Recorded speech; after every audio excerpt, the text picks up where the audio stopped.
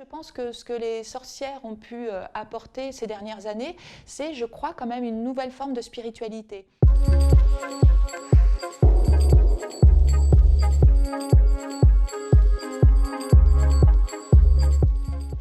Je crois que les féministes, en tout cas dans les années 70, ont pu se réemparer de ce terme de sorcière grâce quelque part à La sorcière de Jules Michelet. C'est un livre qui date de 1862 où là on a une figure de femme dite sorcière qui n'a plus rien à voir avec les personnes qui ont pu être pourchassées pendant les temps modernes.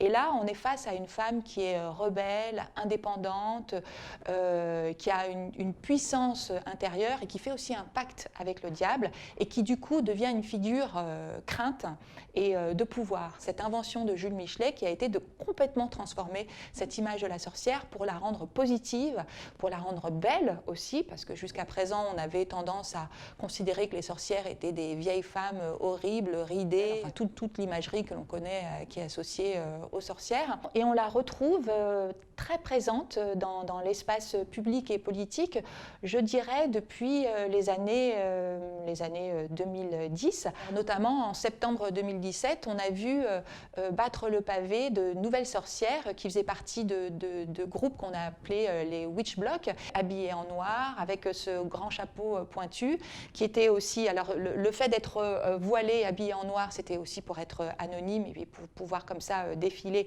tranquillement, je dirais, dans la rue, tout en frappant les esprits. Et on a pu les voir, par exemple, contre la loi du travail au mois de septembre 2017. On a pu aussi les voir dans différentes manifestations, notamment sur l'IVG, bien sûr, donc sur tous les droits des femmes. Mais je dirais que ces sorcières-là, qu'on pourrait peut-être qualifier de sorcières queer, on peut les retrouver dans des combats aussi bien contre le patriarcat, contre le capitalisme, mais aussi pour les personnes trans. Ça s'inscrit, je dirais, dans un mouvement plus général qui est lié à la pensée queer et qui est lié à tous les mouvements LGBTQI+. La réalité historique de la chasse aux sorcières, ça correspond à une période particulière qui est celle du XVIe, XVIIe siècle en gros, et il y a quand même une très grande majorité de personnes qui ont été brûlées qui étaient de sexe féminin, donc qui étaient des femmes et qui ont été désignées comme sorcières.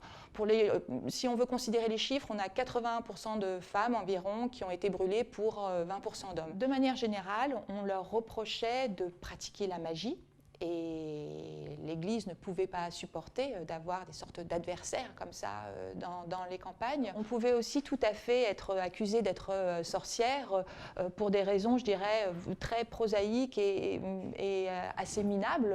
Je crois qu'il n'y a pas trop d'autres termes. Ça peut être de la délation pure. Si un enfant qui meurt soudainement, votre voisine peut être accusée de sorcellerie. En fait, c'est vraiment une période où personne ne se revendique sorcière ou sorcier, ce sont les autres qui vous accusent. Et généralement, en plus, vous vous retrouvez après emprisonné et à devoir vivre un procès assez atroce, sans même savoir qui vous a accusé et pourquoi vous êtes accusé.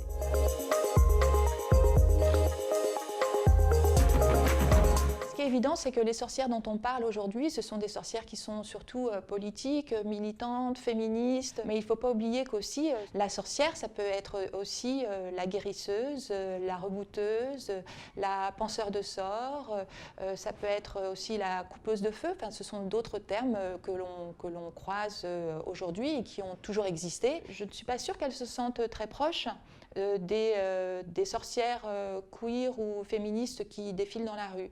Mais je crois que c'est ça qui est intéressant, c'est que sous ce terme de sorcière, en fait, c'est un terme qui est complètement polymorphe, où on peut avoir en effet une sorcière historique qui correspond à ces femmes qui ont pu être brûlées pendant les temps modernes, mais aussi aujourd'hui des femmes qui se revendiquent sorcières, qui s'assument sorcières et qui ou le disent dans la rue, ou à travers des blogs, ou à travers des manifestations, ou alors qu'ils le vivent peut-être plus secrètement. Je crois que pour se dire sorcière aujourd'hui, même quand on est dans une pratique de guérisseuse, je pense qu'on s'inscrit vraiment dans une tradition et peut-être dans une dimension historique que toutes ces femmes qui soignent ne cherchent peut-être pas spécialement à avoir. qu'on ne se dira plus sorcière dans 10 ans, dans 5 ans, peut-être même dans 2 ans. En tout cas, je pense que ce que les sorcières ont pu apporter ces dernières années, c'est, je crois, quand même une nouvelle forme de spiritualité. Tous les manuels d'ailleurs qu'on voit aujourd'hui qui sortent sur les manuels de sorcellerie et de bien-être, quand même une association qui peut aussi nous faire réfléchir, montrent que peut-être que le dogmatisme que l'on trouve dans les monothéismes font que les femmes ont peut-être du mal à se retrouver dans ces religions-là, et on se retrouve avec une spiritualité qu'on a pu qualifier à la carte, c'est-à-dire que chacun va et chacune va piocher dans la mythologie, dans des religions plus anciennes, dans tout ce mouvement qu'il y a autour du néo-paganisme, où la nature est importante, où la femme est aussi présente que l'homme. Et je crois que c'est peut-être ça, l'avenir de la sorcière, montrer qu'il y a d'autres manières de pratiquer et de vivre spirituellement que celles qu'on avait jusqu'à présent.